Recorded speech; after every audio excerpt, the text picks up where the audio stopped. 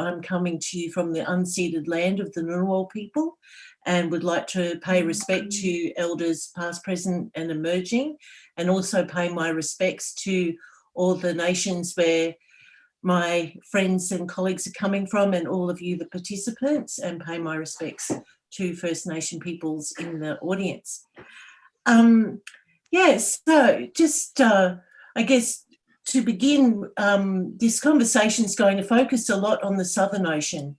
So when one of the, and I'll sort of dip in and out of the conversation, which will be with Lisa Roberts, Andrew Constable, Kutay and Ellery Johnson.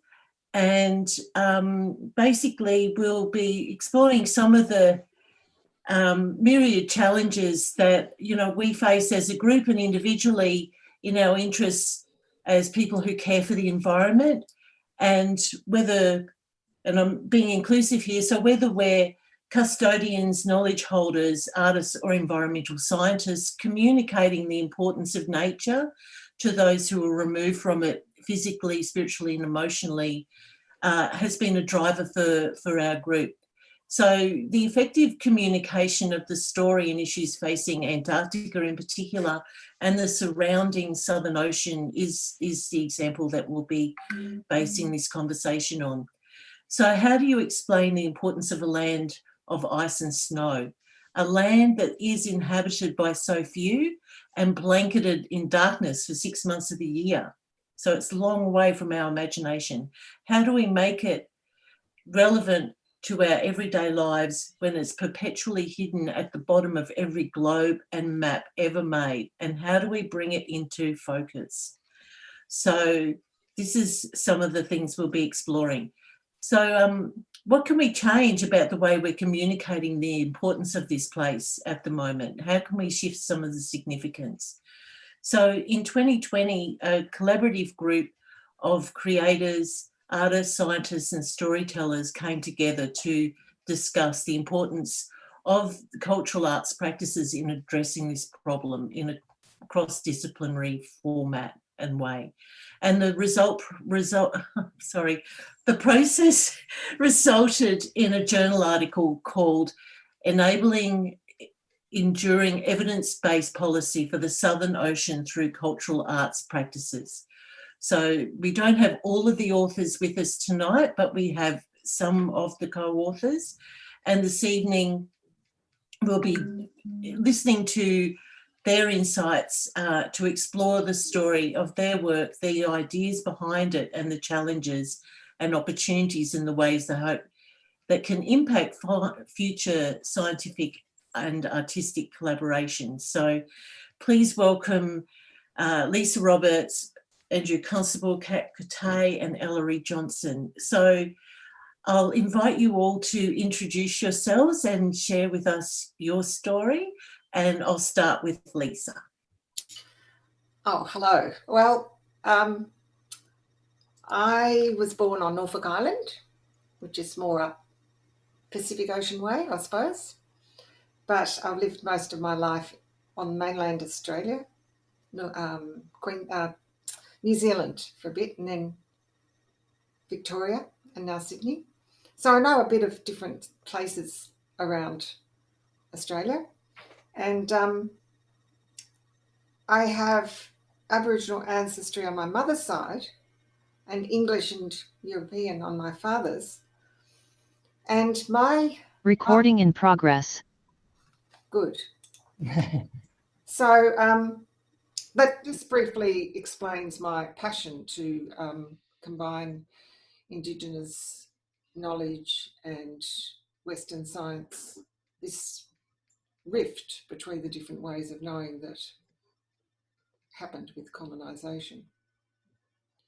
So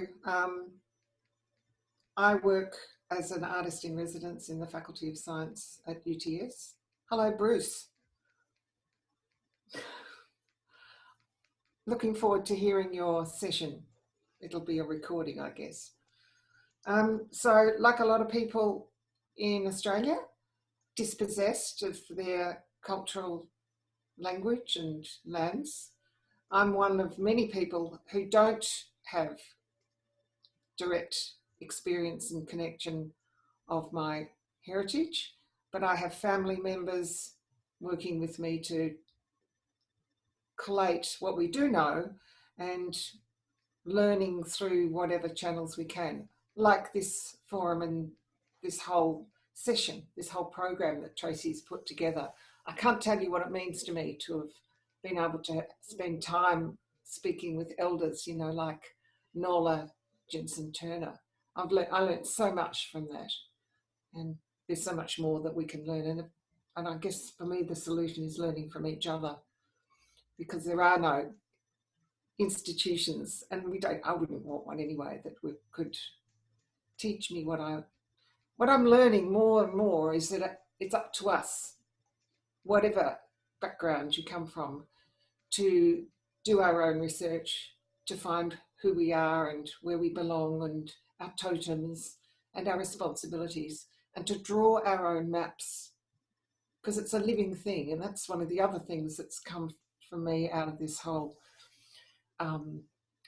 seminar or education program that you've so skillfully brought out, Tracey.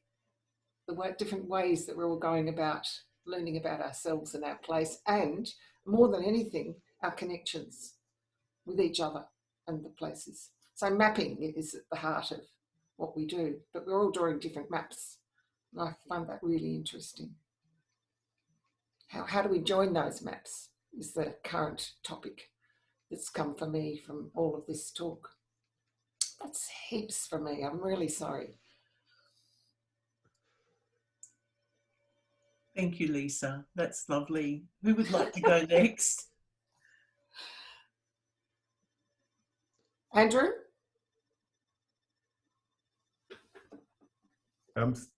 Thank you, Lisa. I think I'm unmuted now. Good evening, good morning, everybody. It's a pleasure for me to be here. I'm Andrew Constable. I come from Tasmania. I would like to, before I go on, to pay my respects to the traditional owners of this land, the Muanina people, and to pay my respect to past and present, to acknowledge their custodianship of this land. I've been in Tasmania now for some 20 years, working at the Australian Antarctic Division. Water has been a part of my life since I was a child. I have an Anglo ancestry, but through my 20s and to the present, I've come to respect all people and endeavour in my work and in my practices to find ways of communicating with different peoples. My current role is in the Intergovernmental Panel on Climate Change as a lead author, and I've been very much involved in looking at decision practices around the globe. And one of my roles has been to look at developing cross-cultural perspectives, the importance of self-determination for peoples, and to try to come to a better understanding about Indigenous knowledge, local knowledge, scientific knowledge, and so on, and how these different systems can be brought to bear in solving some of the great challenges that we face now. And there are many of them. You'll hear more about what I've been doing and my perspective as we go through this conversation, but that's a brief background in my work that I've been doing, both in Antarctica and globally on climate change. Thank you. Trying to unmute. Yeah, hello, I'm Cap Kutay. It's really good to join this forum. I went to Lisa's a bit and listened to others. And I'd also like to acknowledge the Larrakia people of Darwin, where I'm living now. As you can see the sunlight. And again, unceded territory and very movements on language reclamation. We're always emphasising language reclamation as the knowledge is stored in the language, and to share the knowledge is really hard without the expressions and terms of the language. So a lot of my work is around language teaching online. I'm a geek programmer, but also I am Aboriginal descent, Yugambeh from southern Queensland, northern New South Wales, Bundjalung. And they're saltwater people. So I'm still on saltwater country, which I'm very glad to be. But, and this became my link with Lisa's work, with her representation of data in animations and linking the science and the visual aspects was really interesting to me, because I work in the area of storytelling and how we can use traditional storytelling to engage people with a much more holistic view of what they're studying and what they're doing.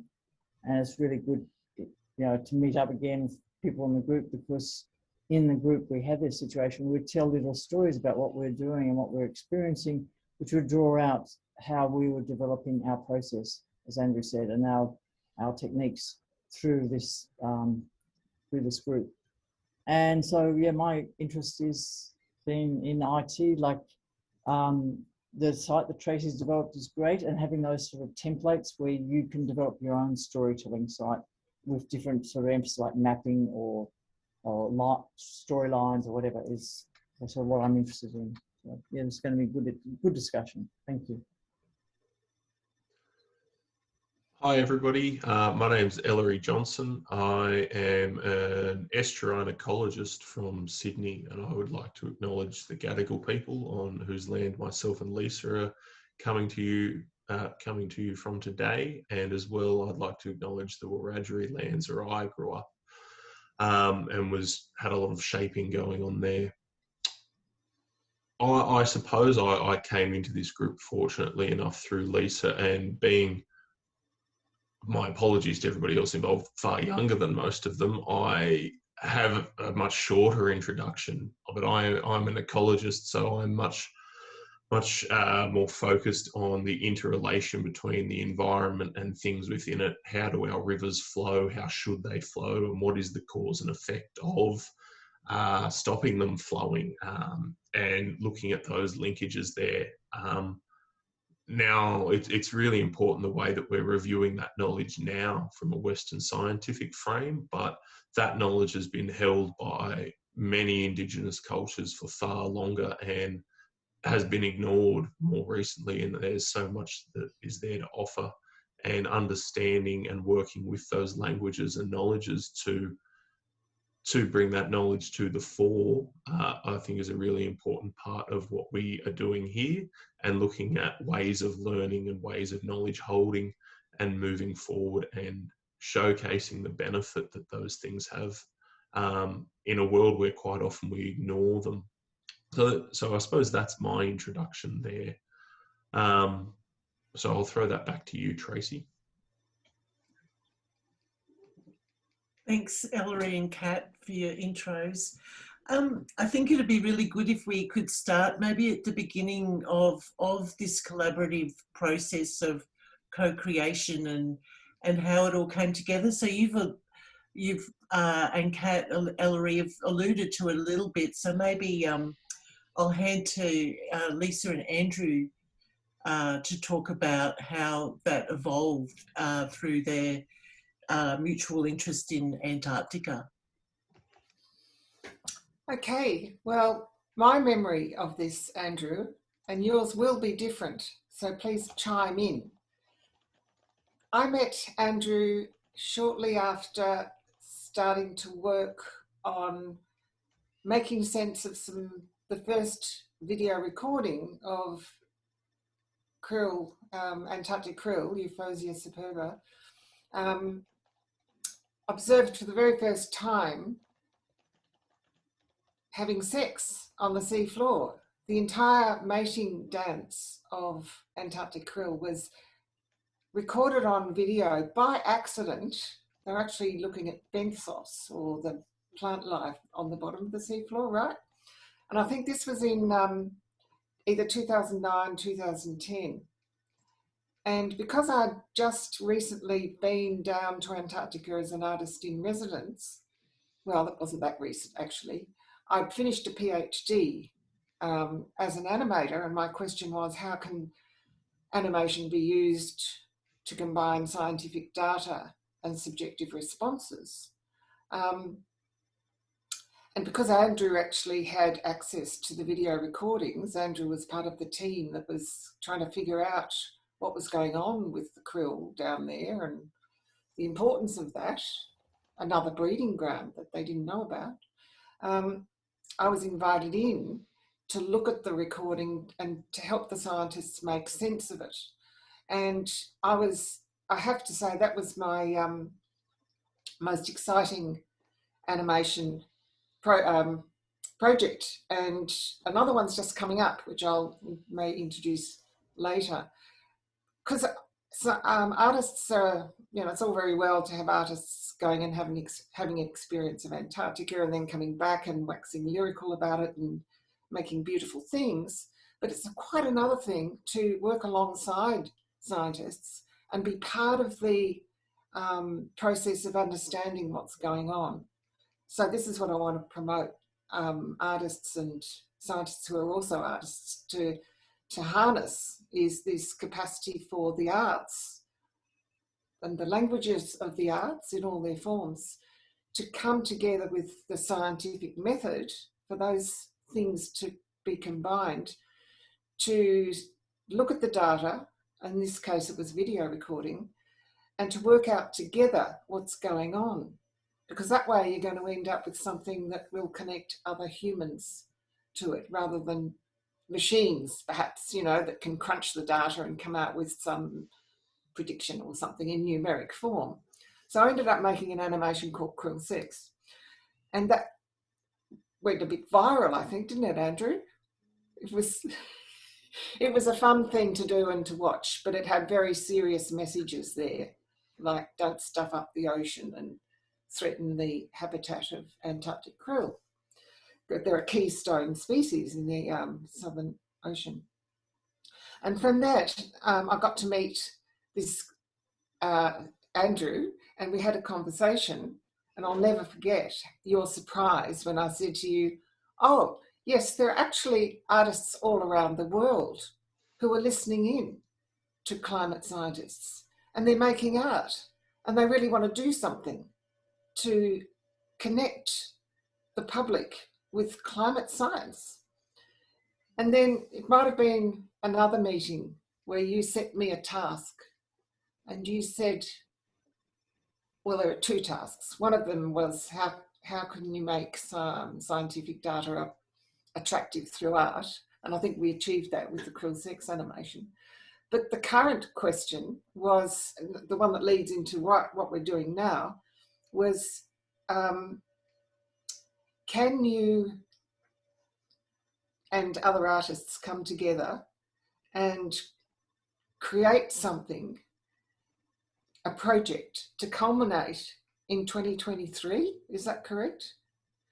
2022 and 2023, yeah. Yeah, which is when the IPCC reports will be coming out. And this is what Andrew is working very, very hard on right now, which is why it looks a little bit less animated than usual. And as you know, they're grueling things, and scientists do them. I think you don't get paid to do these, do you? Over and above. No. So they're like artists, we just do it because we know it's important and we matter. So this was the challenge. How can artists contribute to engaging the public with the IPCC reports, and particularly at this time coming up next year and the year after? Is it? Yep. Right. When there'll be an audit, basically, on how countries around the world are measuring up to the Paris Agreement and the emissions. And of course, Australia is doing very, very badly. So my hope, and I'm getting glimmers of possibilities just listening to the people who have come to this course, Tracey, they're top artists, really amazing knowledge holders, scientists, all sorts of different people coming together, and they're all cooking up projects. So my big hope is that all our mappings and projects can connect somehow, like the planet needs to connect and become whole again. So I don't know where that's heading, but I think we're in the right place amongst this network of people that Tracey's pulled together. from around the world. Mm. Hmm. So if I can continue on, Lisa, about the origins of the work, one of the things that I have really valued in building a very strong relationship with Lisa in this work is that there is an unlocking in scientists are naturally introverts, but they find it very hard to talk to people, and they find it very hard to talk about how their stuff might relate to your stuff. They can present things, but that relationship is very difficult. And one of the things that struck me a lot in our early discussions, so this goes back to 2010, but also over those years, is that art and science are so similar. And as we've learned through this project that we've been doing with Kat and Ellery and Tracey and all the team, we've learned that there is so much about the way we think is exactly the same when we're thinking in artistic terms. We're thinking about relationships, and we have various ways of expressing that. And science is about, in the way that art is and storytelling is, it's about inspiration. It's about trying to find those inner kernels of understanding that you can then relate to somebody else. It's not about the superficial facts, if you like, but it's that understanding. And I've really enjoyed that process. When we started to talk about how can we translate science to be more meaningful to the wider people in Australia, and then we branched out to the world, you know, as you do. But we really started to think about, well, how do you help people understand something that they can't experience? Very few people experience Antarctica. And Antarctica in the Southern Ocean is a central part of climate regulation, but it's also a central part of, in Australia, it's a central part of understanding the oceans around us. The Southern Ocean is very important, and we have a strong connection to that. And so when you talk to people about Antarctica and the Southern Ocean, everybody feels something towards that in Australia.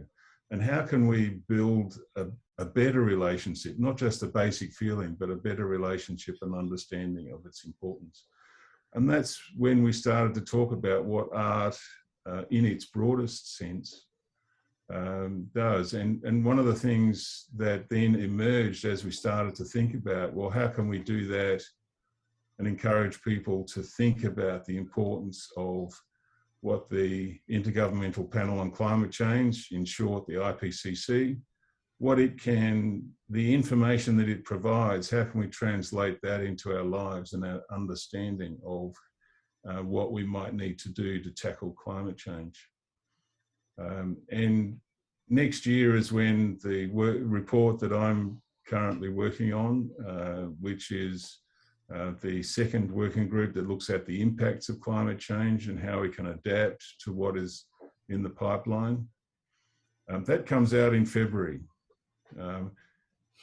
As we've seen with the first report, which came out only months ago, there is a lot of debate about what that means for us, individually, as communities and as countries, and as the world, and that's leading to the November meeting in Glasgow. But more importantly, I think what needs to come out of that is we have a joint sense of purpose, and art and cultural connections are going to be centrally important to that. And then the audit that is talked about by Lisa it's an audit about what countries are doing to tackle climate change. But behind that is also an audit about how well we're progressing as nations and together as people on the earth, how we're progressing towards achieving the Sustainable Development Goals in the context of climate change. And that's the thing that I've been working on most. One of the really exciting things about the work that we've done as our group and the paper is being cited in the second working group report of the IPCC. because it's part of how do we communicate across peoples and value the different knowledge systems to better adapt and orient ourselves towards the challenges of climate.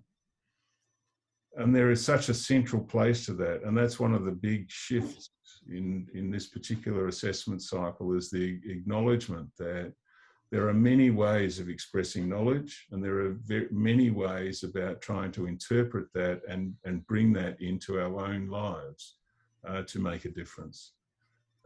So I won't go into too much there, but I think that's a really substantial step, and it's advanced more than what we expected as a result of the work that we started to do. And the work that Kat has been trying to do to help us all have our own pathways through the knowledge systems to draw our own connections and understanding is a really important part of what is now being talked about in the IPCC. So I might take up the torch there from Andrew. So it's certainly Andrew and Lisa had this strong relationship, and not that we knew that the central idea was going to be this paper, but this working group was certainly established to create a community of like-minded scientists and artists who came together very much through Andrew and Lisa. In the bottom right corner is myself, Katerina Petro, and Kat Kutay, who were all at UTS with Lisa at a period. In the top right is Jess Melbourne Thomas, who was working with Andrew. Tracey's on the left there with her little beanie on. And that allowed us to forge this relationship through this working group that could hold and store knowledge collectively together, and also reach out with the strength of our grounding in community to other people. So in the top left, we have Danae, and I've forgotten his name, but they're from Tierra del Fuego. Lisa, I can't remember his name. I'll have to look it up. Oops. But we were able to reach out across Victor. Yeah. Victor. Vargas. I was going to call him Vargas. I knew that wasn't his first name. But we were able to reach out with the strength of our community and the strength of our purpose that we had built together, knowing that we were working towards something across the globe to these different people. And I found it really formative for me, particularly as a young scientist who was, so to speak, coming up through the ranks of scientists, where the language is very defined and the language is very, as Andrew was saying, it is actually quite introverted, and it's very direct, and it says only what it needs to. And I find it interesting, Andrew's comment that scientists are quite introverted, because I personally am a very extroverted person. But I find that side of dealing with science and it restricting the language I can use and the way I can express understanding quite difficult. So to work with people who, as scientists, were also very open to embracing arts and cultural practices in expressing knowledge, not just scientific knowledge, but knowledge and understanding, I found an incredibly formative experience in the way I now pursue my scientific practice.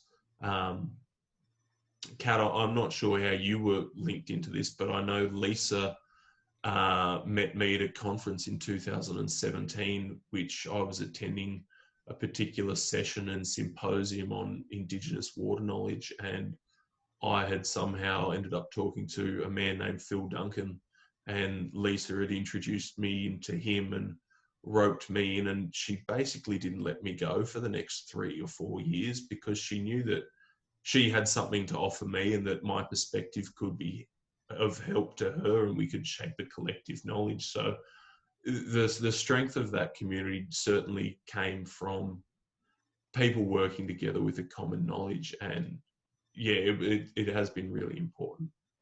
Kat?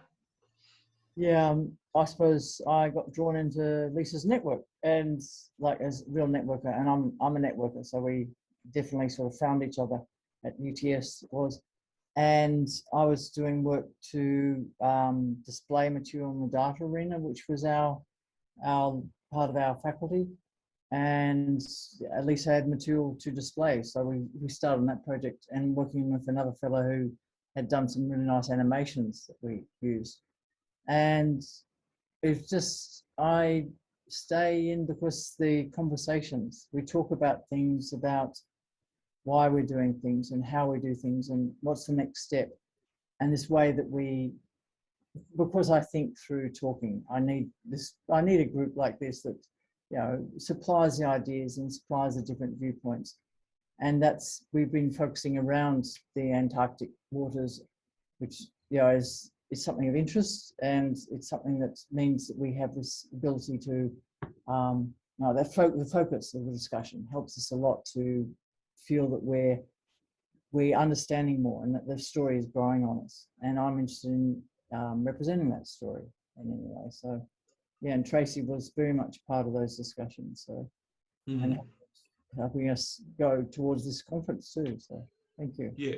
So, as a really quick example of the scientific mind meets the creative mind, I was looking at trying to show all the people who were involved in this process, and I thought I'll make this little graphic and I'll put these little photos up. And then I looked back into our paper, and I actually found that collectively, and mostly Lisa pushing this arts practice, we had actually already done that. And this fantastic graphic had been designed, which showcases very much in the theme of this conference, the meeting of the waters with the rivers of Australia there, overlaid over Antarctica, and the different totems, not of people, but of different science and stories and experiences overlaid around that, which I thought really neatly captured the way that we had come together around that. Lisa, you might speak more to the creation of that, but I found that symbol throughout our process to be incredibly focusing. Yeah, me too. And I don't think it is explainable. That's what I like about it. This is a living thing, and it's evolving as we evolve in our understanding. And an example of that for me happened last night when I was listening to Nola Jensen-Turner when she was talking about totems and responsibilities. And I said to her, well, what about responsibilities to Antarctica? Because I've sort of been adopted, that's how I put it. I've been adopted by Euphosia superba, the Antarctic krill, and I don't know of any Indigenous Australian or any other culture that describes krill that whales feed off. And she said, oh yes, I've got lots of stories that connect with whales, and of course there are lots of science stories connecting krill and whales. So she and I have got some work to do, I think, connecting those ancient stories with the new stories that are being told through science about the life and relationships that krill have with each other and other species. And that's, to me, at the heart of what we're all doing. We're finding our roles and our kin, if you like. I mean, I feel a very strong responsibility for telling the story of Antarctic krill, because not many people know about it, and I just know how important it is. And that if I can engage people in a way that they can relate to krill as fellow, well, they are our ancestors, and working with scientists who understand that on a biological level, it's not such a great shift for them to think about the creatures that they are studying under microscopes or whatever, not as objects anymore, but of family, you know, the part of our life. So that's been a real, yeah, ever since working with this group, I've got to say, I'm working with you, Kat, that's deepened for me personally. And I'm now really thirsty for more scientific knowledge of krill and the currents and the phytoplankton that it feeds on. And that's my role in life, is to tell that story and connect that story with other stories that other people have responsibilities to pass on. And science has such a role to play in our understanding of connections between living things, which is ecology. Is that right, Ellery? That's very much how I see it, Lisa. And as you were saying, developing a deeper understanding of kinship and connection between not just living beings being whales and krill, or in my sense, working in the estuaries, looking at food webs of algae and phytoplankton and various zooplankton, but looking at that connection between how does the flow of water impact, what is the deeper connection there, what impacts them also impacts me, and understanding that at a much deeper level. And that to me very much is ecology, and certainly how I view it now, which is a far deeper appreciation of the way the world works. And I feel a far more rounded version compared to what I felt when I first walked out of university after my first degree in ecology. And that obviously takes time to build, but the importance of the input of the perspectives of different people and working with people who very much hold their own perspective, and their perspective is important, but it is also shaped by other perspectives and then shapes mine. I found that really important in this process, that we were able to hold on to that. I think one of the things that also in that understanding of connection that becomes very important is it's that understanding that you get when you've had an opportunity to talk to a lot of different people about their perspectives. And if given the time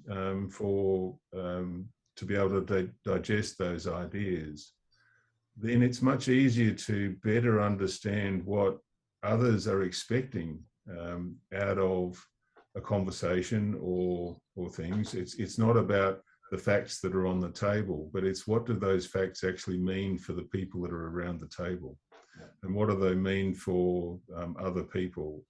And having that appreciation means that we're better able to communicate with one another. And one of the things that I really value about this process is that we've undertaken, because we had a very, not a utilitarian approach at the beginning, but we had certainly a particular output that we wished to be able to generate some influence and understanding about particular issues that were facing a broader society. But as we evolved through the process and we started to understand different perspectives of one another, and also starting to relate it to the original question, it was much more about the engagement between each other and better understanding those perspectives than it was that particular output that might be next February or a year after. And in fact, one of the things that I learned through that process myself is that slowing down and actually taking in what other people are saying gives us an opportunity to actually slow down the consequences of what we're doing, and making better choices about the pathways that we might have.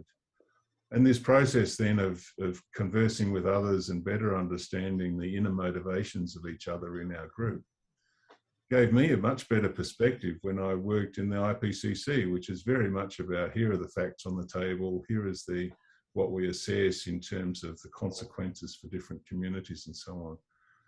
But it gave me a better appreciation about what people were saying when they were doing their own work, and also having a better appreciation about what it is, putting a report on the table, what does that mean for people in particular communities or wishing to do different things, and they will all interpret it differently. So having the opportunity to have conversations between people about big questions, but also about what does that mean personally, actually does help at many levels of society, not just how we relate to one another. And I'll just pick up from that, Andrew, only because I've accidentally clicked the next slide. But the time that we were able to have, as Andrew puts very eloquently in this quote on the screen, the time that we were able to have allowed us to establish a language that allowed us to communicate very quickly between each other. And that language was not just verbal. That language included images and art and animation, and we developed that through little exercises throughout. And that allowed, at the end, which I found fantastically encouraging, was us to integrate that creativity into the final product, which was a journal report in a scientific journal. But there was poetry within that, and there was creativity within that. And in an industry where I had been certainly coached and mentored to remove creativity and work with facts, and have actually to this point been unsuccessful in every venture to publish papers in that style compared to this one where I have been successful, it's very interesting to see that mode could work, and that mixing of our different people through and perspectives allow that making of language. Another thing was beauty of the group is that we're challenging everything. Yes, what should be a scientific paper? What's acceptable process or practice of writing a paper? What's the sort of knowledge we want to write about? And yeah, just I appreciate the experience of being able to share ideas so much and collaborate so much to change, what we think, because we have this experience that you don't really, until you share ideas this much and this closely, you don't really get that chance to rethink your ideas and refocus. Yeah, I think I might just add, my connection to this project really came from Lisa. I met Lisa in the end of 2018 at Healing Our Spirit Worldwide, and she presented a paper there, and we just started to talk and had so many synergies with the work that we were doing. She was an artist based in a science school. Similarly, I'm an adjunct. I'm an artist in applied water science school, and we just started to have conversations, and then she drew me into this wonderful circle with everyone else. And I just wanted to sort of echo what Kat just said and the other speakers.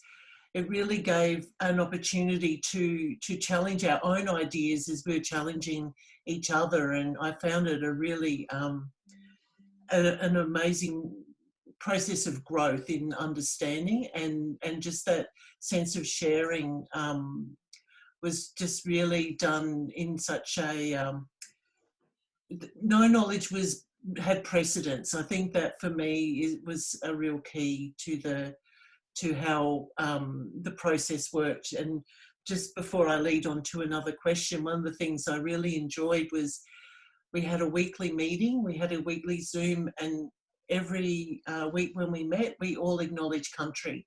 It was a simple thing that we did, but we really acknowledged where we were standing, where we were. And I think that was a really grounding way for us to connect. And I really loved that way of opening out our work together. But I'm going to ask another question now, which sort of goes to that. So a big challenge for any large collaborative project is not just bringing the people together in terms of a schedule and timing and the desired outputs of working towards a common goal, but how did that process look like for the group, like individually, and what are some of your thoughts around how that we've sort of touched on it a bit, but I'm interested in exploring that a little bit more about the process of collaboration.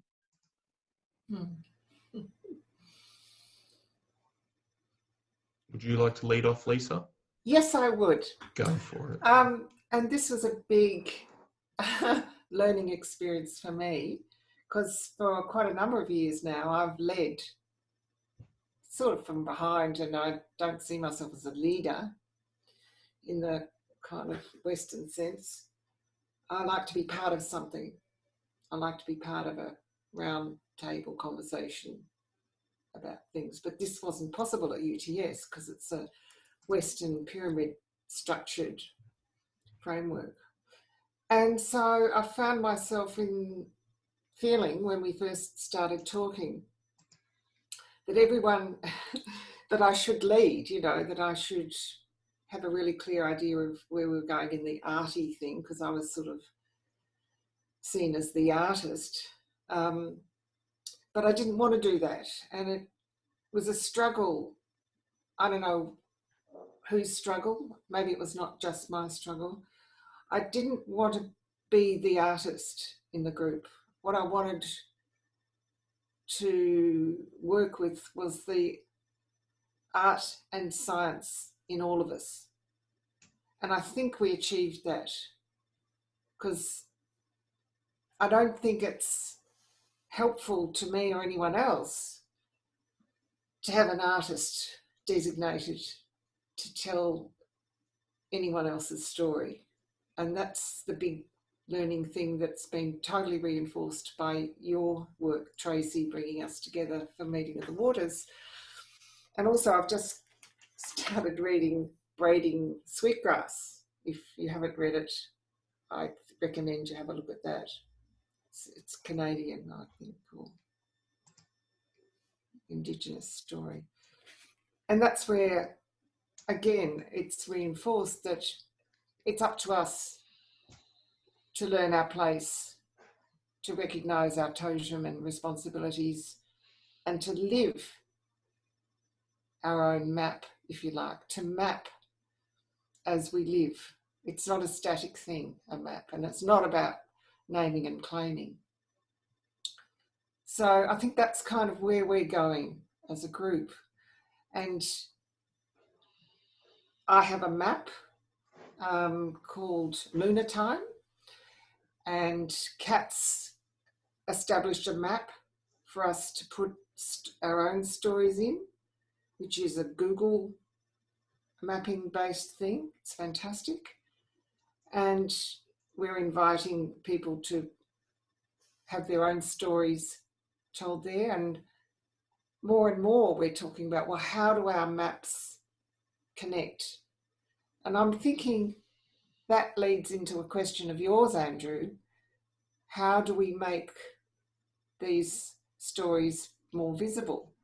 And I really think it's a grassroots process, that once people recognise or relate themselves to some of the stories we've got here, and the whale is such an obvious one, like every Indigenous storyteller has a relationship with the whale. It's just a matter of, as I found out last night from Nola, she's got stories and she's happy to share so that I can better understand the relationship that krill have to whales, the ancient knowledge about that, that may throw light on the scientific stories that we're developing now. Does that make sense? I think it does, Yeah. Lisa. And I'll go back to an earlier point that you were making. The difficulty of working in and you found this challenging from the perspective of now being considered a leader, whereas I found it very challenging, particularly as the youngest and most inexperienced and least credentialed scientist within the group, to walk into a room and a platform with people such as Andrew and yourself and Kat and Katarina and other people we worked with who are very storied academics with doctor in front of their name while I'm working towards this, and to come in at the bottom of a hierarchical structure from my own perception to laying that hierarchical structure down and establishing a network and everybody being on the same level and having their own perspective and ability to contribute. Whereas you may have found that a challenge to be somewhat elevated from that network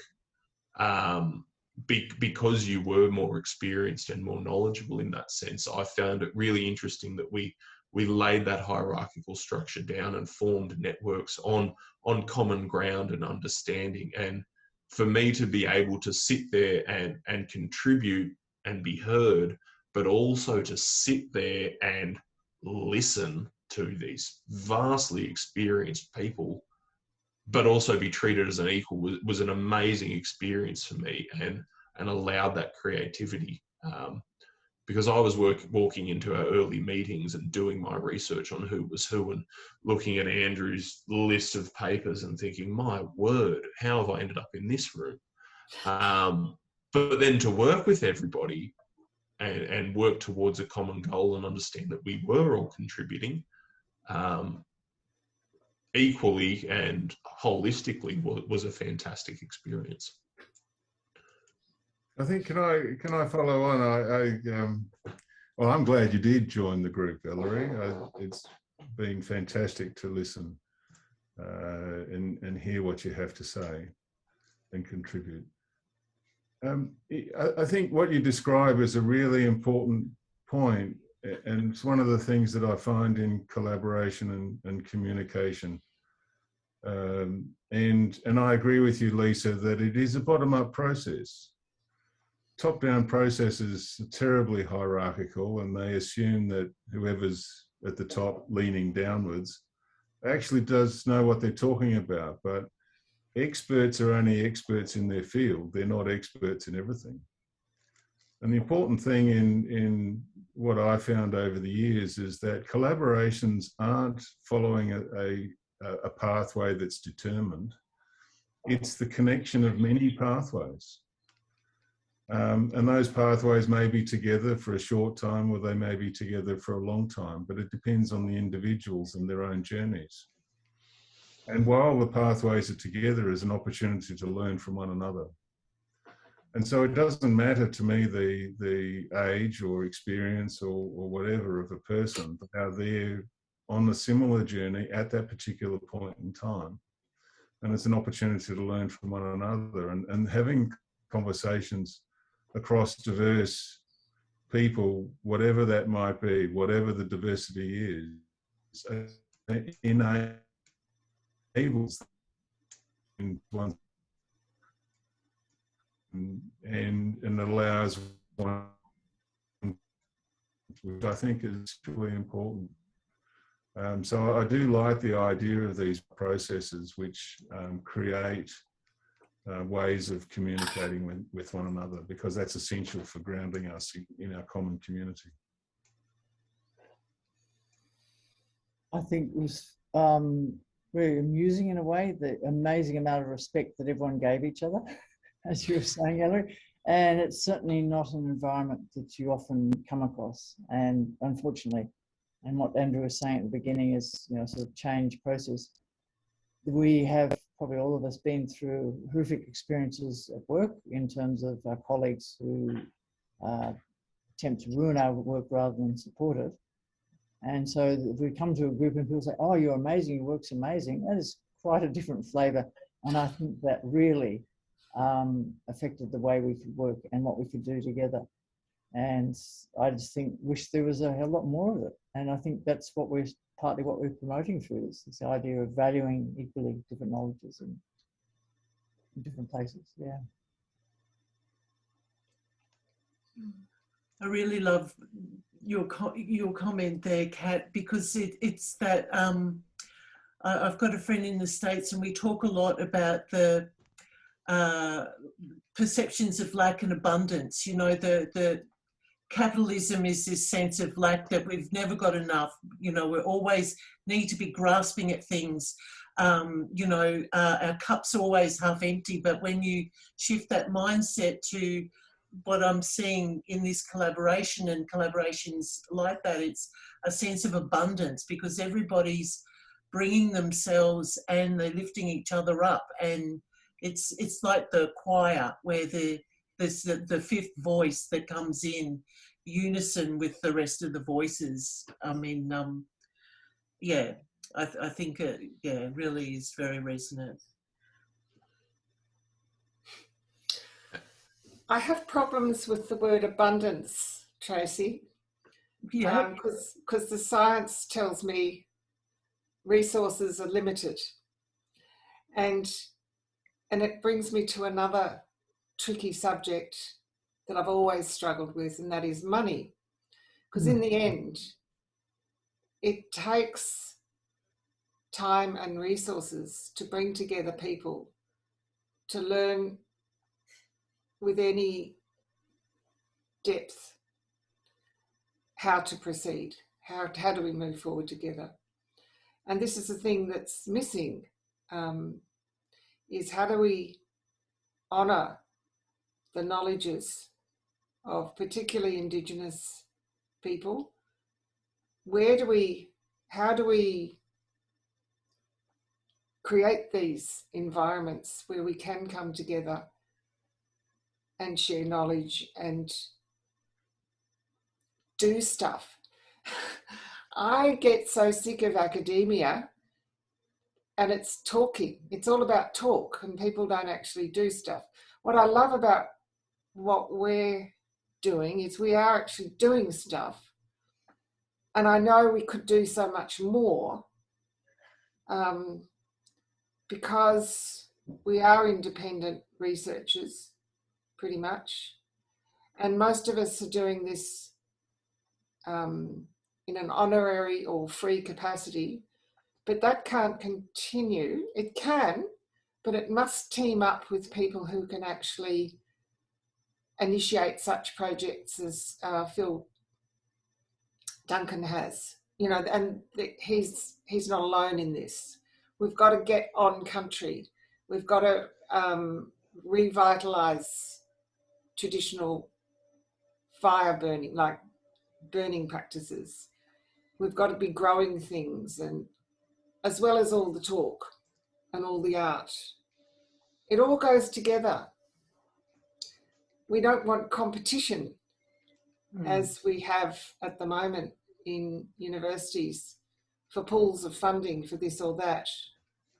So it's a big shift in thinking that needs to happen. And I see great role for, you know, people in positions such as mine, like, and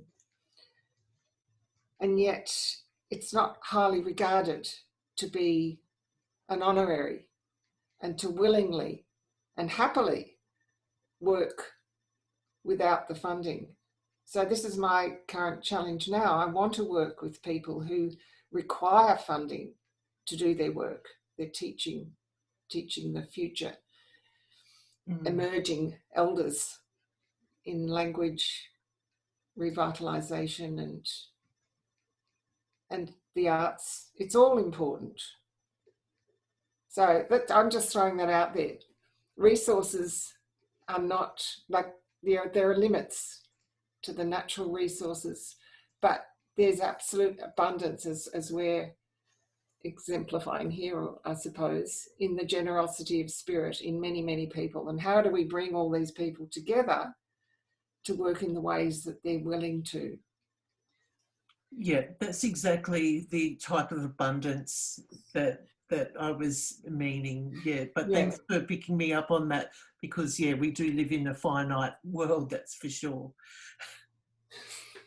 I think one of the strengths of what we were able to do was to come together, and that should be rewarded, because we were able to engage in a process that was so different and so rewarding from those structures, but led to creating something else that was fundamentally different from everything else that had been churned out, and allowed the weaving of voices, as we were talking about, throughout that process, and allows us to tell that story and encourage other people to do the same, which I found was a really important element of what we were doing.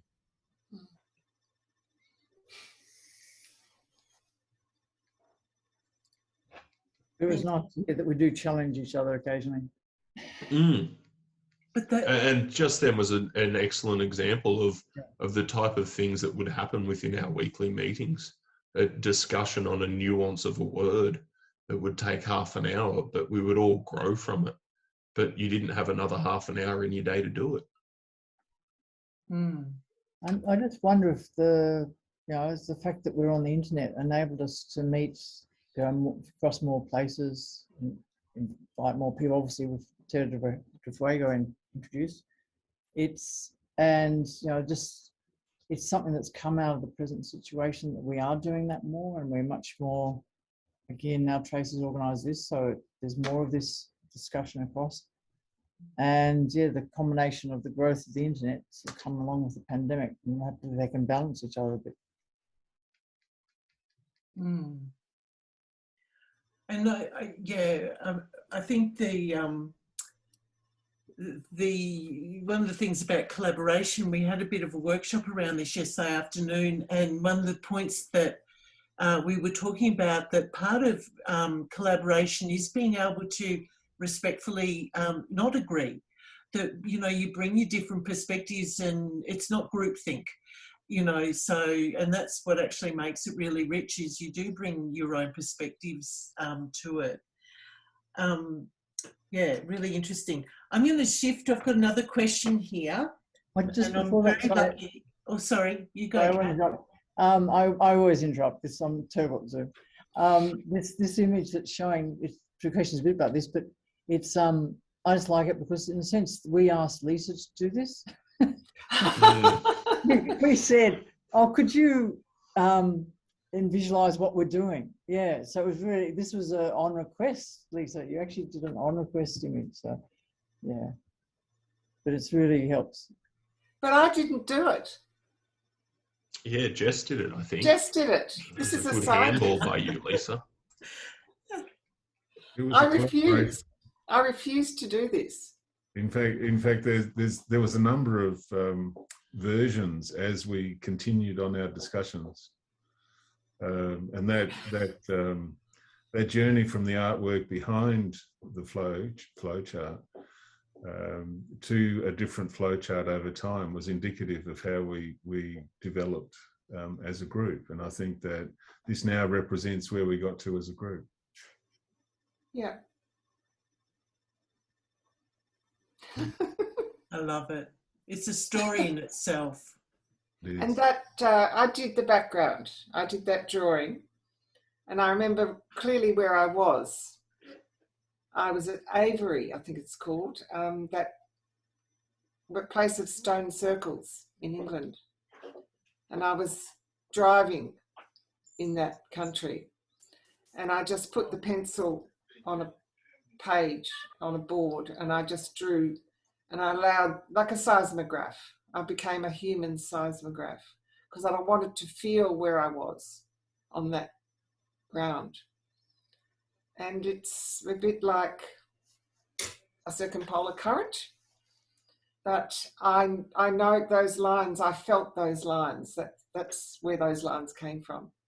And it's probably is a nice segue into the animation that we ended up co-creating about the mixing of the southern and the Arctic and the Antarctic currents. We talked about it, and then we came up with an animation where we each contributed something to that. Andrew, would you like to describe in words how the Arctic and Antarctic waters mix? And then we can look at the video. Is that possible? I don't have that on me at the moment, Lisa. I do have a link to it for later. Okay. I can drop that in the chat, but I don't know if I can play that now. That's all right. Yeah. So how do they connect the northern and southern hemisphere oceans? There is a process called overturning circulation, and there's a conveyor belt of water. It starts in the Antarctic. Because of the cold, it sinks to deep water, and then it moves throughout the ocean basins. And because of the sinking of the water, then there is circumpolar deep water, which is a joining of all of the mid-ocean waters, and they surface then in the Antarctic and rotate around the Antarctic until they sink once more, and then go across the bottom to the world's oceans.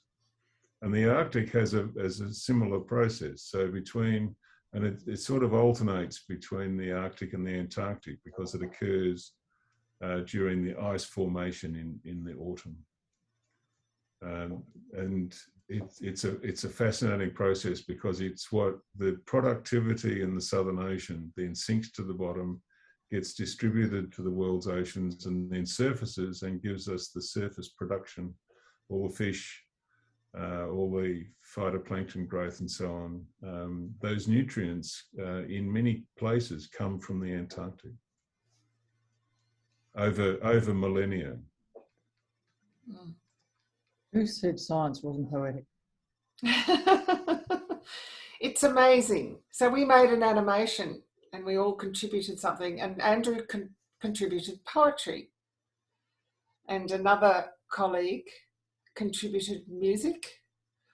I danced and my other fellow animator friend did the post-production for that. It's beautiful, and you'll get the link for that and you can watch it. And one of the other things that came out of this entire project that Lisa and Kat have put together was that MEASO Living Data map, which is on the screen now. And I do have the link for that for everybody later, but these little icons represent all the different stories, including that polar navigation, circumpolar navigation and current story, where probably best explained by you, Lisa, but these stories are now held in place. These stories communicating scientific and cultural and artistic knowledge in non-traditional forms of scientific data. They're artistic and creative expressions. And I know that I have spent a good couple of evenings watching these different stories and learning about these different knowledges. Lisa or Kat, you might want to speak more to that, but that's certainly my perspective on it. I think Kat. I actually, yes, it is done in Google Maps. Well, we use Google Maps, so it's on a website. And so that's why I'm using existing web resources that you can, to create this. So it's like a template that you can do on other, if you set up your own website. It's not that easy, I know, but to me, it's just, yeah, that's something we can do. And you can then add your own stories and make your own map and map it out. I do still want to add features such as, I'm not sure of how it works with the linking of, like, so you link each icon represents different knowledge systems, where it's indigenous with that little pedestrian type icon, and then the science with the data lines, or the combination of art and science. And so can you link these stories in some way that would direct people when they go through the map? Oh, these stories will progress in a knowledge, not progress linearly, but sort of develop holistically a knowledge from reading all the different stories. And so that's sort of like where we're heading with the system. And I think this on the screen now is an example of how you've applied that, Kat, for within this conference with Tracey. Tracey did it, yeah. Yeah, it's brilliant. So I didn't do it, that was Fred. But there are different templates. Like, people are now starting to see that the location of a story is important, and to compare the location actually means something. So this sort of knowledge approach is coming out. And I would like to take credit that definitely Indigenous people understood a lot before, but maybe non-Indigenous people have still that link back to, that it isn't lost. There's still that link to the land exists, and can we revive that and and strengthen that. And to kind of bring it full circle, I suppose, is the point of this wider project, to continue that engagement of the wider scientific audience, the wider public audience with science and knowledge and understanding through that art, this tool so effectively captures those different stories. Lisa, you might want to add something to that about the importance of art in that journey and how we used it at different points. Yeah, I think for me, the fundamental importance of making art, not just getting a designer to illustrate something for the project, everybody in discussion must contribute through the body as much as the mind and the heart. So the mark of your understanding is what makes that knowledge endure. It endures through our bodies. And I think Tyson says something along those lines, that our bodies are like a library that, you know, if all the libraries are burnt down, we have knowledge within ourselves. And without the arts, that knowledge can't be passed on with such power as went into the making of those responses, if you like, to the data, to the stories. You might like to say something more eloquently than I can, Kat, about how the stories are passed on through the arts traditionally. Yeah, well, we part of the idea of this, that little icon, the pedestrian, I was drew attention, like the little black one, is this idea that Lisa came up with the pedestrian idea of someone walking through country and picking up knowledge. And I was going, yes, it's so crucial in traditional knowledge. You practice on country, you remember the story on country because it relates so much to the country. But then what happens when you want to transfer that knowledge, like Victor Steffensen with the fire burning, he wants to bring it down from Cape York and get others to understand how it applies in their country. Well, in a sense, you start to take it in your body and you carry it with you, and it becomes knowledge that is a bit more abstracted and pattern matched. And you have to then match it to the new country and implement it in that new country. And so that's how in ceremonies people, yeah, very much as Lisa was saying, through dance, through drama, through song, all the senses were immersed to convey this knowledge. And that had to be repeated over and over so that each generation would learn that knowledge because it's so complex.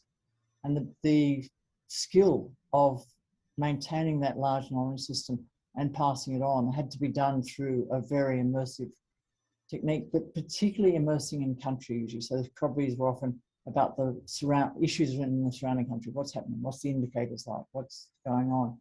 And so very much country-based. And the thing about a friend here recently was saying that we were talking about constructivist learning. And I love this story because he was saying, oh, when he was younger, he actually believed in constructivist learning, and he was worried about that idea. If a tree falls in the forest and no one's present, does it actually make a sound? That classic sort of quandary. And I didn't think till later, but I emailed him and said, well, but the land's here, the land's there, the land would hear.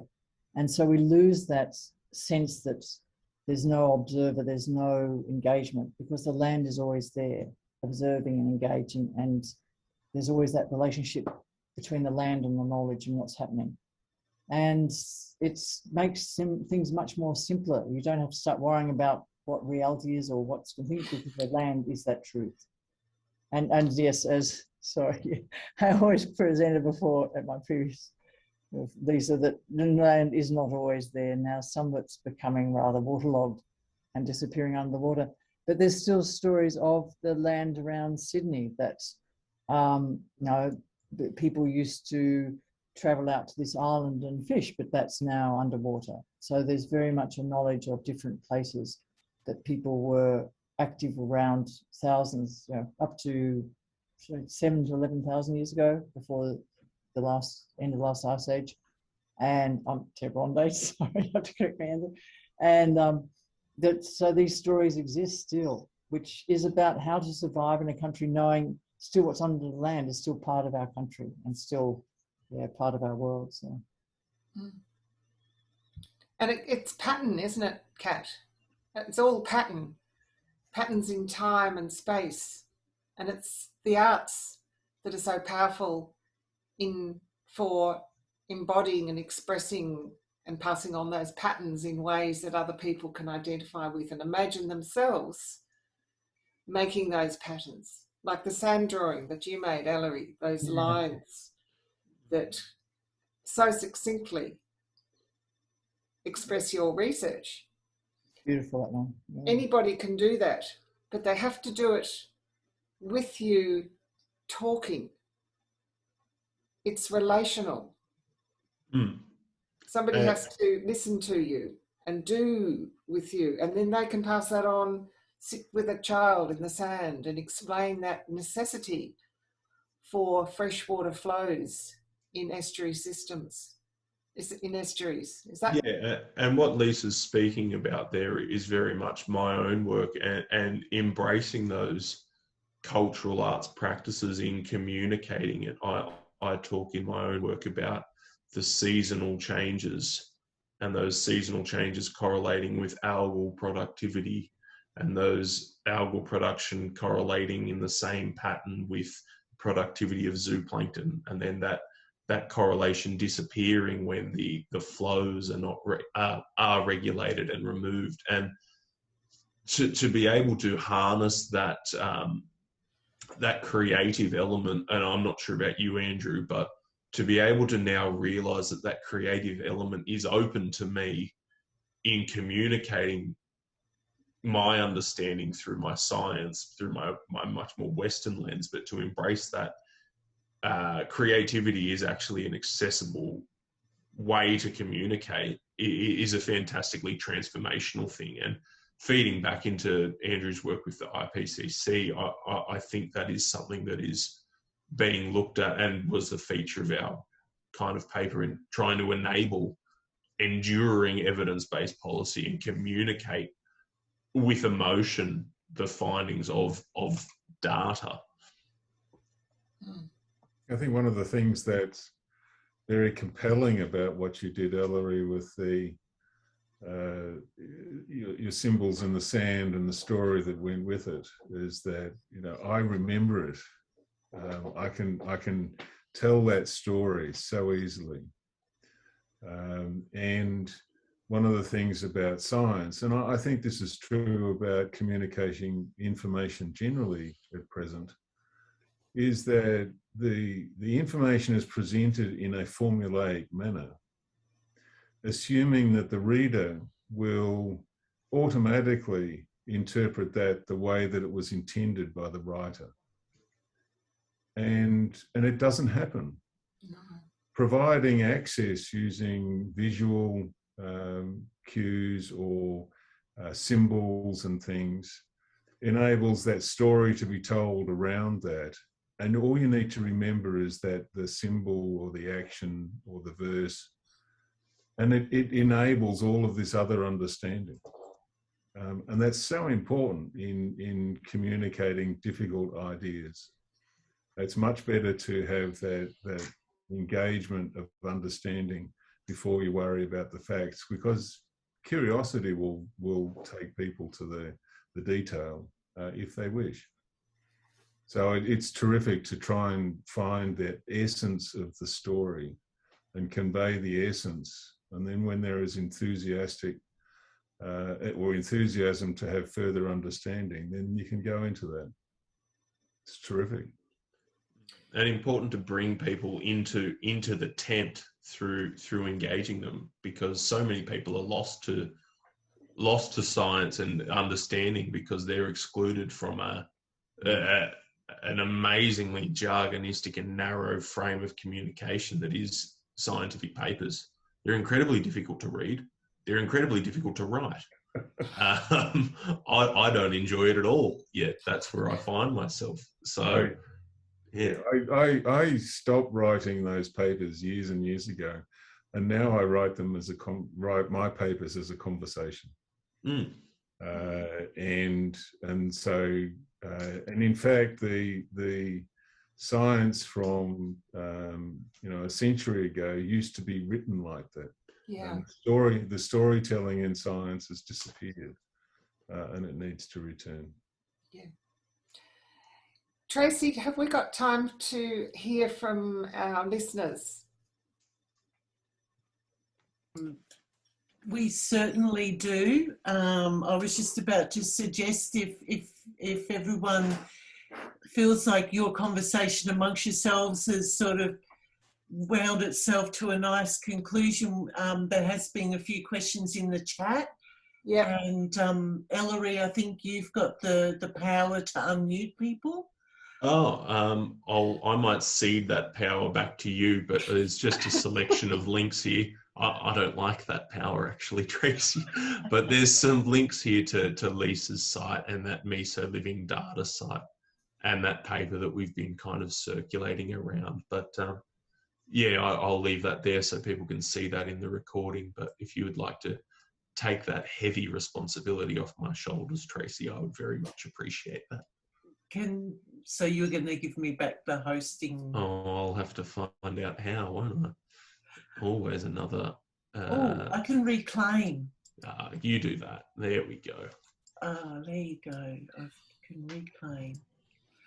And I just wanted to, you know, it was so interesting listening, Ellery and Andrew, to what you were just saying. I mean, many years ago, I worked on a program called Living Greener, which was all about communicating household sustainability to everyone at home. And when we did the research for that, we found out that the average science comprehension age for Australians was Year 5.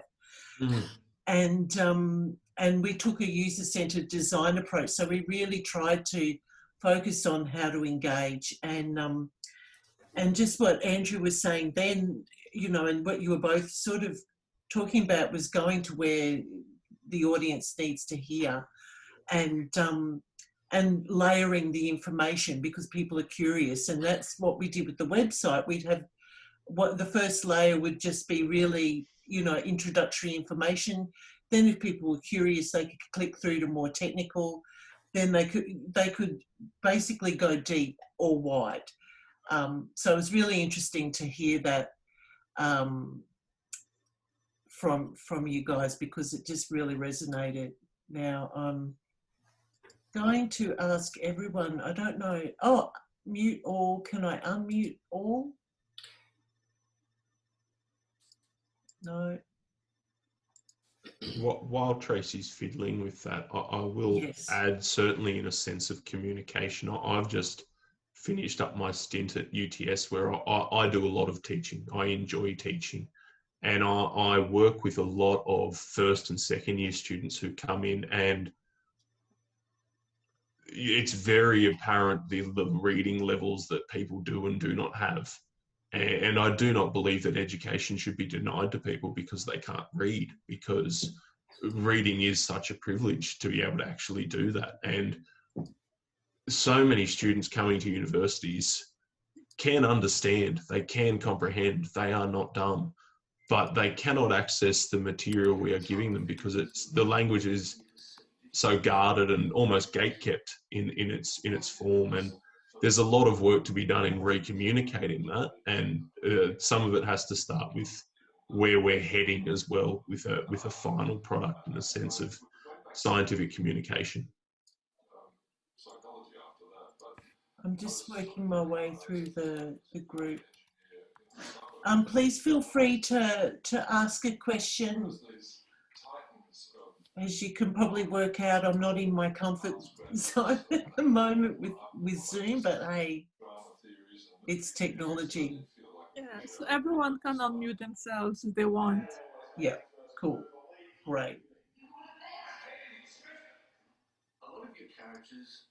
So I thank you so much for the presentation. It was honestly overwhelming about talking about how arts and science can interrelate. And I was wondering, Kate, at the start you were talking about storytelling and creating like samples or kind of something something that would aid the creation of storytelling and the translation of stories and science into stories. Can you elaborate more on that, please? What I was sort of referring to was that site we showed with the icons on the map, and then how maybe we link those more to make it more story-like. So they're individual stories, and then linking and also the one that Tracey and Fred set up. So at the moment, it's very much sort of human-led. You know, you put your story in, and then you provide the links and think. But we're looking a lot more at this idea of the audio, linking the audio to be much more optimal. If you could just listen to a story as the audio played in different sections. Yeah. So it'd be a story. And it's trying to put this idea of story is not a linear thing. It's a growing circular. You go around and you meet the same pattern again. You meet the same theme. You meet the same ideas. And so trying to do that. And yeah, like everyone was involved in that process of developing our stories together. Yeah. Okay, thank you for that. That's very. I find it most hard at how to, how to convert actually the facts into stories rather than converting or dealing with the other information. Yeah, we use stories like if you got the dream, I use Dreamtime stories a lot because that's the idea. As a kid, you have this very simple story, and it's something you relate to and you remember, and it answers a few questions you have, like why does a kangaroo have a tail? You know, very basic stuff. But embedded in that is a lot of morals, a lot of how to live in a society. And as you grow, that story grows. How to work with the environment? What's the features of the environment? What's the significant indicators, and so on. And that's exactly how our group grew. That's what's happening as people put their different knowledges in. You get a much bigger understanding of this whole Antarctic system and the ocean currents. Yeah, it was beautiful. Thank you, Kate. Thank you. I don't have a question, but I just want to offer the reflection that that process that you just described, Kat, it really resonates with me as it can be described as a phenomenological process. It's like an expansion through incorporating that multiplicity of views, and that somehow when we go into that expansion, there's an essence and a distillation that can emerge through the process rather than being sought as a kind of endpoint or striving towards an answer. Something kind of bubbles up. Well, I sort of learned that I think by speaking. Someone asked me, "Oh, how do you think?" And he was an art maker, a visual person, and I was looking at him sort of dumbfounded. Oh, I've got to start speaking to explain how I think. This struck me. I think by speaking, and this thing of as we talk to each other, we got these new ideas. That things came out, and we realised we wouldn't have had that idea if we hadn't been in that conversation, and it was as simple as that. Yeah. Yeah. Very much, Lisa.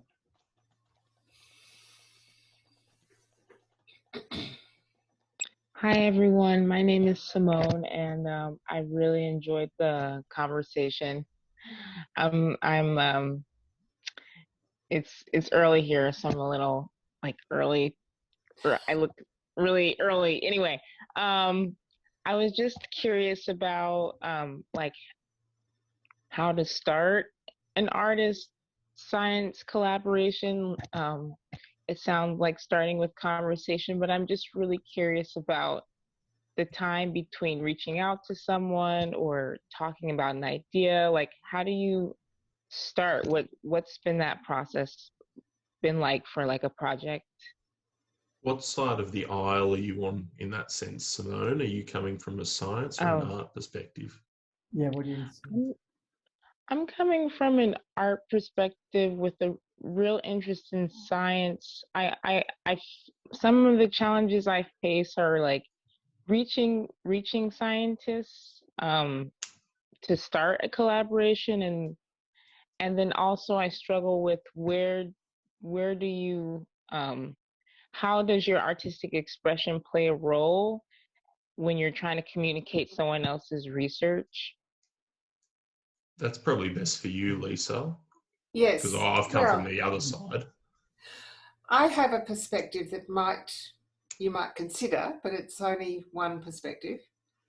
I would encourage you to think about working with the scientist to actually participate in the understanding of the observations and measurements that the scientist is making. So I would strongly suggest you be open to thinking scientifically and inviting your scientist friend into your world of how you think and do things. So it's a very intimate relationship, actually. And it takes time and humility, because I wouldn't enter into a situation without wanting to change something in myself, and being open to and inviting both of you changing in some way through your conversation, first of all.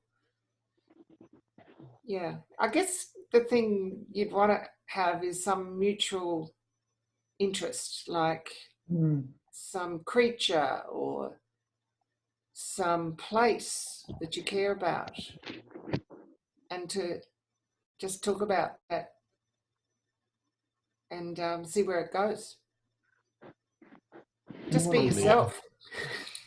From the other side, practically, Simone, I'm not sure if you're struggling to get in touch with scientists, but going and volunteering on a field trip to somewhere you're interested in, someone's always running a field trip, someone's always collecting data, and being part of that process and forming that relationship. As Lisa said, I've known Lisa for nearly 5 years, almost 4 or 5 years. We've been kind of working together. I'll avoid Lisa some years and then I'll come back into the fold, but it does take time and trust. But you do have to understand the data from their perspective, but they also and I very much came to understand what Lisa could offer. And yeah, you do have to come into it willing to change, but so does the scientist you're working with, and you might not get the right one the first time, because we're pretty set in our ways. So are artists. I've found out a lot of artists are incredibly set in their ways and just as arrogant as many scientists. So you just be yourself. Yeah. Thank you. I appreciate it.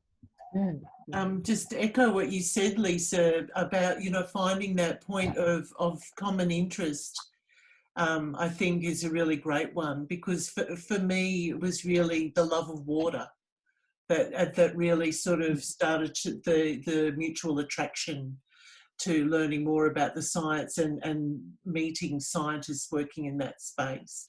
And you and this amazing crew. So, yeah, I think you've got to follow your passion in the space. Can I just add something to Simone? Kat put in the chat about coffee, please. That rings a bell for me. When I got to know Lisa in the beginning, we just had cups of coffee, and it was about chatting. And just engaging with each other about, and it was about science, but it was about, well, what does it do for you? What's that inner motivation that gives you a buzz about that conversation? And then things emerge from that. And whereas if it was just Lisa asking me about my science, then I probably would just say, well, there it is, but it's much more about the personal engagement. I think appreciating what you come in with, because the art will bring out the depth of the knowledge. And so you need to spend that time getting that depth. And that's your role, like really pulling the bits together and getting that deep understanding and getting the motion. So yeah, it'll take that time. Don't rush it. Yeah. Yeah. Well, thank you. Thanks, everyone. That's great. Good you're doing. Yeah. So hi, I used to be a scientist before I became an artist. I used to be a forensic scientist. I did biochemistry and chemistry, and then I decided to become an artist. And it was quite a long journey because I had to really change my my brain. So I think if you have a sense of passion, if you're an artist and you want to know more about science and you have a sense of passion about something and you research it in your own artistic way, but also try to look at it from a science point of view by reading, you know, popular magazines and getting an idea of the thing that you are interested in, then you'll be able to have a more open communication with the scientists. Yeah. Very, very nice. I missed who actually asked that question. Sorry. Peter. Yeah, Okay. so that was me. I Oh, was sorry, yeah. Yeah. just giving my own kind of take on being a scientist and an artist, because I used to be a scientist some time ago, and then I became an artist.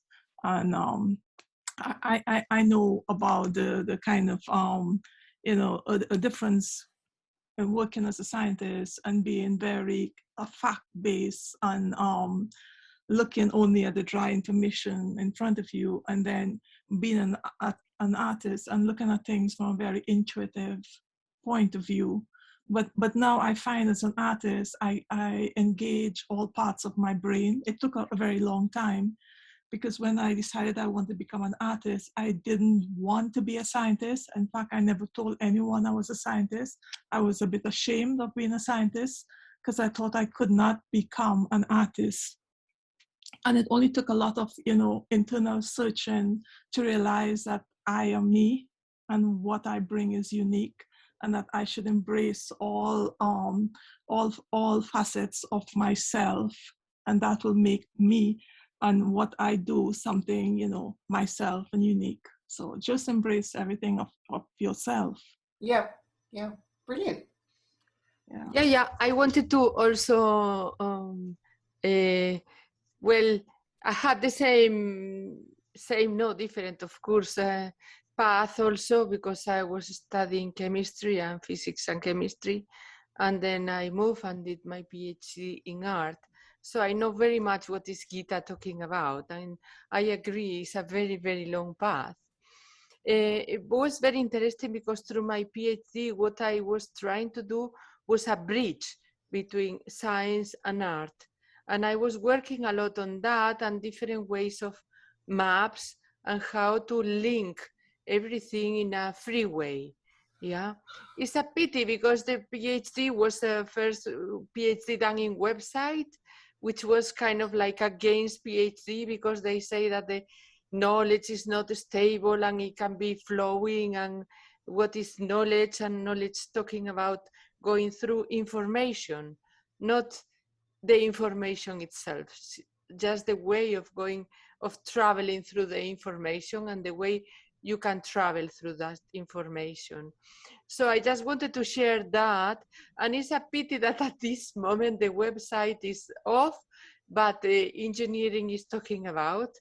I will just write it here, skillcore.net, for the time when it will be on again, because it's quite old. It's from 2006, so our website from 2006, it becomes quite old. But the ideas and the ways of connecting, so I stayed, I don't know if I have 2 minutes more, is like to build different ways of thinking. So I establish it in 5 ways. So will be a linear thought, which will be coming from science and art and science, and art and conscience with science, you know, so passing from the science to the conscience and becoming more aware. And it's kind of like solid state. So then I stayed a second stage, which was liquid, and it was more connecting just the knowledge in the West and in the East. And then you can pass to network thinking, and finally the structures disappear, and then it's more metaphysical, and I call unity thinking. And in between all of them, there is like the transformational thinking. So just I don't want to keep on all the, just pass on the word, but just to let you know that there is something kind of available for this bridge between science and art, in a way of thinking in different way. Thank you. Thank you. That's wonderful. Yeah. I just want to add that all knowledge comes from inside yourself. So if you sit and be quiet with yourself on an everyday basis, and you write things down and you draw whatever, but you do it on an everyday basis, you find your inner self telling you things, and it guides you on the path that you want to go. You just have to listen. This is what I found. Yep.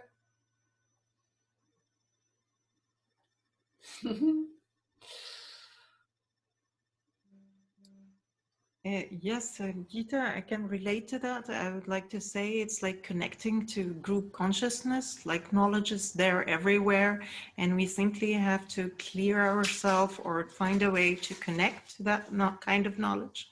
Can be different kind of approaches. I think a lot of spiritual practices have, different daily practices, or they call it kind of, in Arabic, sports kind of practices, in order to reach, spiritual practices, to reach how to connect yourself to this kind of consciousness.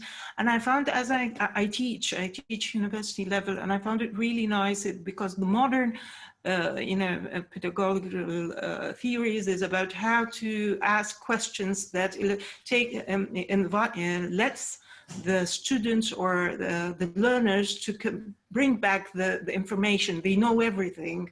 It's just how to invoke them with the right kind of questions in order to have the knowledge come back, or they can think about it in these moments where they connect, where they some kind of practices call it the Buddha moments, or the very high level of moments where there's the level of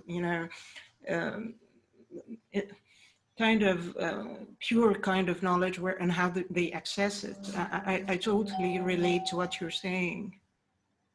I'm really loving the thread of this conversation, because a few of us in the group use walking as a way of, that meditative mindfulness, being externally moving, but internally working through things.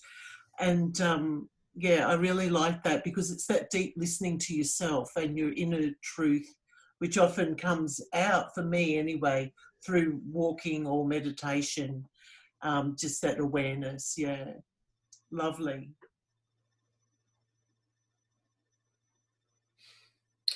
Is that a mouse? Yeah. She's a rat. I thought so. I have 2 of them. It's their playtime, otherwise they keep me awake all night. So it's kind of running free, but she's never done this before. She just like wants to sit on my shoulders.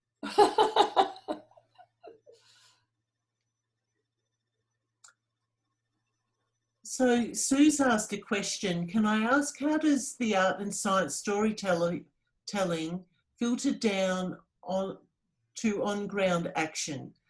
The art gives the science a great avenue for broader and beautiful storytelling, but how does this get into changes on ground, with the exception, obviously, of policy making?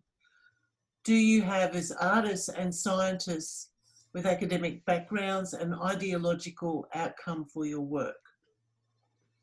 I'm not sure about Lisa, but I'm sure it's the same for all of us as artists and creative thinkers and scientists alike. But if you think about from a systems thinking point of view, there is no better on the ground action than the micro level changes we can make to the way people think and opening them to that. So if I can communicate a piece of art, which unfortunately I am not actually able to share that with you, the one I keep referring to from my thesis talking about these flows of water, but essentially I show the impact of dams and disruptions to natural flow regimes to estuaries.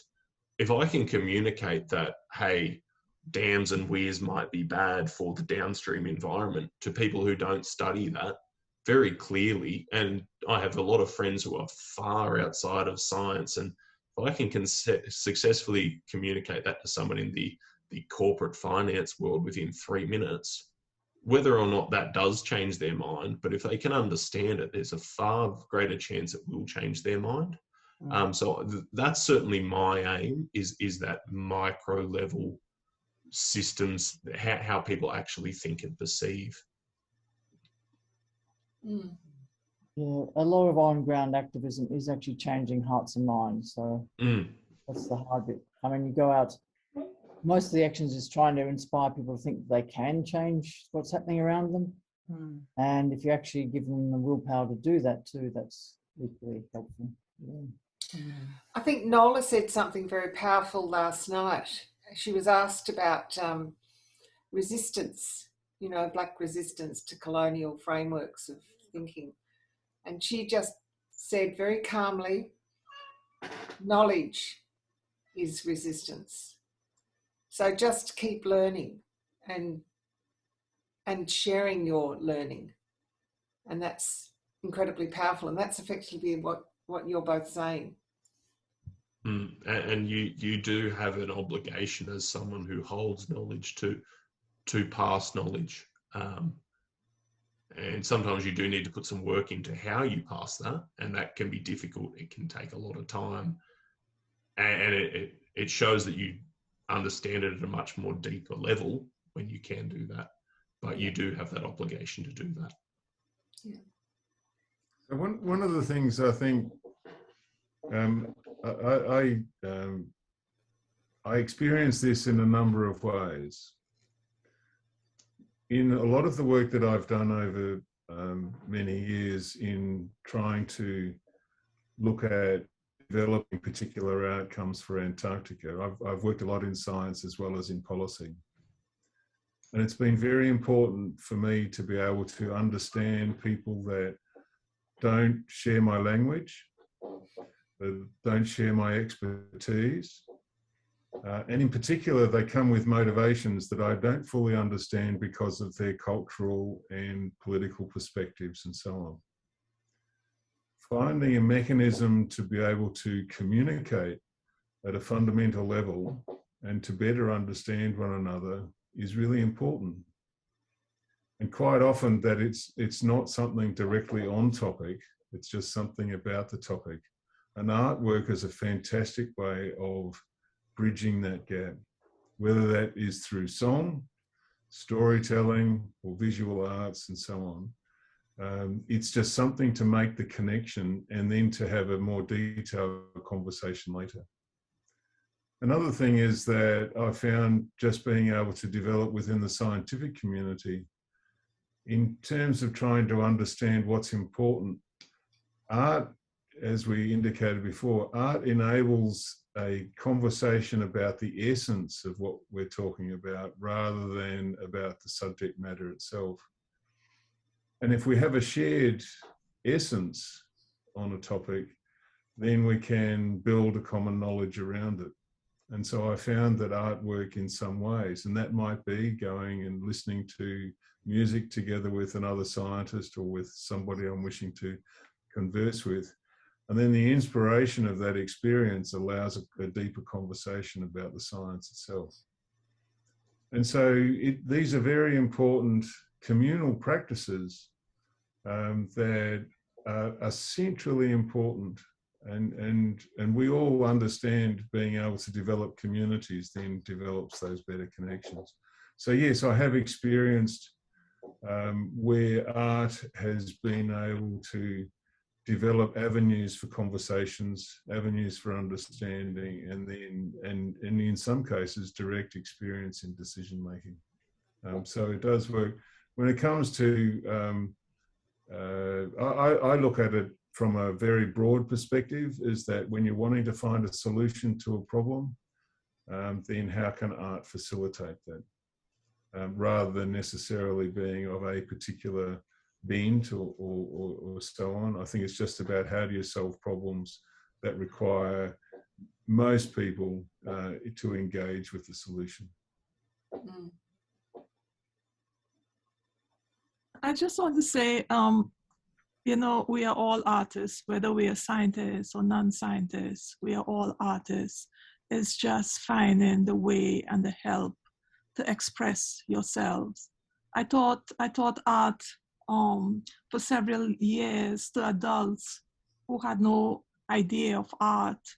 And at the end of a year or the end of 2 years, the results were so amazing. You know, it's just about expressing yourself and maybe having a little bit of guidance as to aesthetics or composition or form. But everyone can talk or tell their story. Everyone can be an artist. You know, it's an expression of your inner self. So, yeah. Can I raise an issue in terms of telling stories? Many of us are on Facebook and we're subjected to a barrage of stories about COVID, for example, at the moment. And a lot of it's perpetuating mistruths. So, Andrew, would you regard learning the scientific method as akin to learning critical thinking? Are they the same thing? So that our stories have veracity. They're not just perpetuating unhelpful messages. Yeah, absolutely. I actually rail against the term science. Science in popular media is regarded in the same way as you might regard an institution that provides a particular perspective, whereas science is, in essence, as you say, Lisa, it's a method. So when we engage with a scientist, we expect them to apply a method. There is a lot in the popular media that claims science of one sort or another, but they're not instituting the scientific method. So it's not science. It's just misusing the term. The scientific method, at the heart of it is skepticism. Skepticism is not the same as cynicism. Skepticism is simply questioning, is your evidence sound? So that's the validation. And can I logically derive particular conclusions from your evidence? And is there any reason that I can't accept that logic using logic? And that's what conversations between people is about. And to me, certainly scientists, people that aren't scientists that questions what a scientist is saying is a good thing, because the scientists can then ask themselves, have I got it right? Is the different perspective logically sound? And should I update my own logic in order to be able to better deal with the evidence and the conclusions that you draw from that? So I think that's a really important process. And having a way of being able to be tested is a great thing. And artists can have a great role to play in that, because they can look through the veneer that a scientist or other people claiming to represent science, they can look through that and ask some very serious questions. And that's a great thing. And at the moment, we don't have enough of that skeptical dialogue in the world. I was going to say in Australia, but in the world, it's quite often, you must believe this because I said so, or you must believe it because so-and-so said so. And you sort of go, yes, but what's the evidence and what's the logic? And that's that important thing. So yes, Lisa, I think that's really important what you raise. And I'd like to compare that sort of to the indigenous approach, because I was thinking as we're talking how if you have all the methods of expression and all the thoughts and the patterns, you're very abstracted, and it's very hard to feel you're grounded or got any validity to what you're saying. but that's why Indigenous knowledge is embedded in the ground, in the country, to provide that truth. That if you're talking about what's happening in the country, it's true. And it mirrors the same sort of thing, because you're going to come back, is there evidence for this? You have your experience, does it match my experience of this country? And this relates to what Aman was asking about storytelling, that you need some basis to the story. And we base it in country, and it provides this evidence for the stories that we share and the knowledge we share. Very similar approach, I think, but from the different way. Yeah. Mm. Yeah.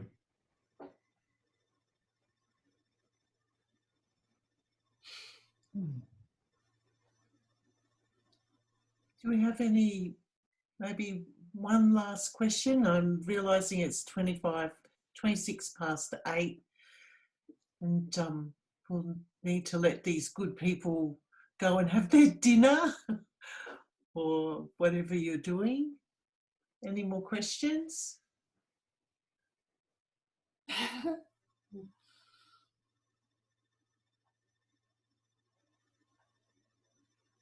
Well, I have not a question, but an invitation, because we are starting to create the icons on the map. And then we came up collectively into different categories. For the moment, they are called water currents, bodies of waters, water voices, water dreams, ebb and flow. So what we want to do now is create the graphics, and I really would like to involve you also in this process for us to have your feedback. And also a question is rising, because we are very inspired by First Nation art, but it's very important to be very respectful regarding this inspiration. And I think it's a question also how to have the feedback from First Nation, and be careful how we can use these symbols and and icons. So everyone, this is Fred, and he's actually the map master. Yeah. So Andrew and Ellery, you probably haven't seen Fred before, but he's the other musketeer. Number 3. Yeah, 3 musketeers. Fred, can I suggest that that for these icons, you look to the natural world itself, and don't even think of them as belonging to anybody. Yeah, I totally agree.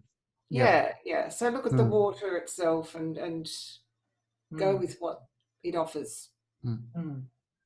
And those, we certainly discover connections with First Nation art, probably. Yeah. Naturally. Yeah. You don't need to ask permission or anything like that. You just need to look and feel and have a pencil in your hand. See what comes up. Roz is laughing. Great.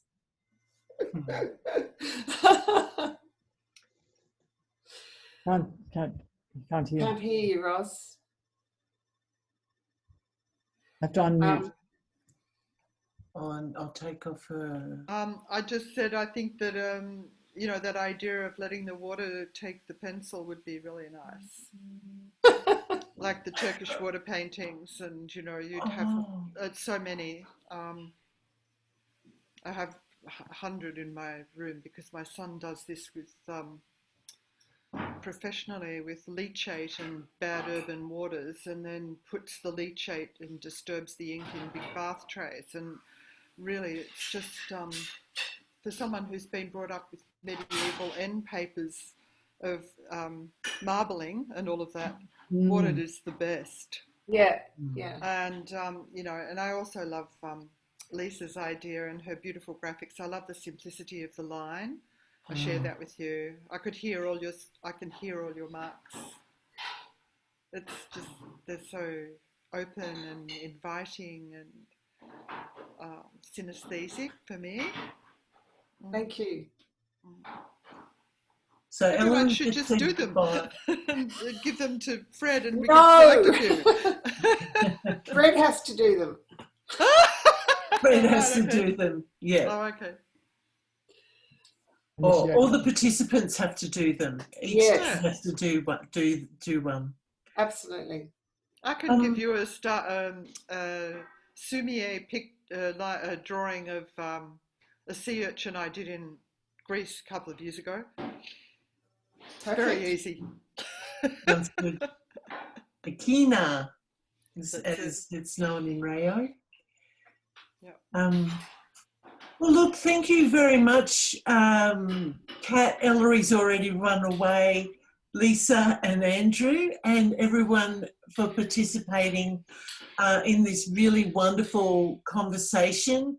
And thank you for your time tonight. And yes, so it was really brilliant. And there's comments in the chat from people saying that they can't wait to re-watch it.